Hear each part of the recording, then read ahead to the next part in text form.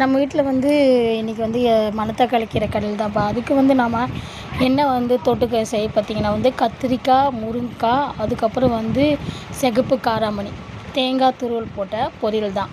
இது வந்து எல்லாத்துக்குமே சாம்பார் சாதம், தயிர் சாதம், ரச சாதம், கீரை சாதம் எல்லா சாப்பாடுக்குமே செம்ம சூப்பராக டேஸ்ட்டாக இருக்கும்ப்பா.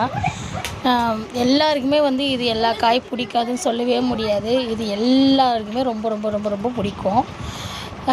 ஃபஸ்ட்டு வந்து நம்ம கத்திரிக்காய், முருங்கைக்காய் வந்து நல்லா கட் பண்ணிட்டு, வெங்காயம், தக்காளி நல்லா வதக்கிட்டு, அது கூட நம்ம கட் பண்ணி வச்சுருக்க காய், நான் வந்து எனக்கு கொஞ்சோண்டு தான்ப்பா வந்து அந்த காராமணி தான். அதனால் நல்லா சுடு தண்ணி ஊற வச்சு கழுவிட்டு அது கூடயே போட்டுட்டு, இது 3த்தையும் நல்லா வந்து நல்லா வதக்கி விட்டுட்டு, அது கூட கொஞ்சம் உப்பு, மஞ்சள்தூள், மிளகாத்தூள் போட்டு 10 நிமிஷம் அப்படியே வந்து வச்சிடணும்ப்பா.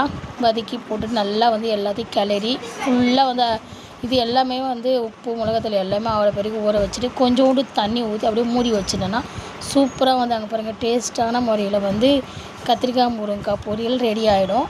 கூட இறக்கும்போது நம்ம கொஞ்சோண்டு தேங்காய் துருவி போட்டோம்னா இன்னும் அல்டிமேட்டாக டேஸ்ட்டாக இருக்கும்ப்பா. நீங்களாம் வந்து கத்திரிக்காய், முருங்கைக்காய் பொரியல் எப்படி சொல்லுவீங்கன்னு மறக்காமல் சொல்லுங்கள். இந்த வீடியோ பிடிச்சினா மறக்காமல் லைக் பண்ணுங்கள், ஷேர் பண்ணுங்கள். பாய், வாங்க சார்.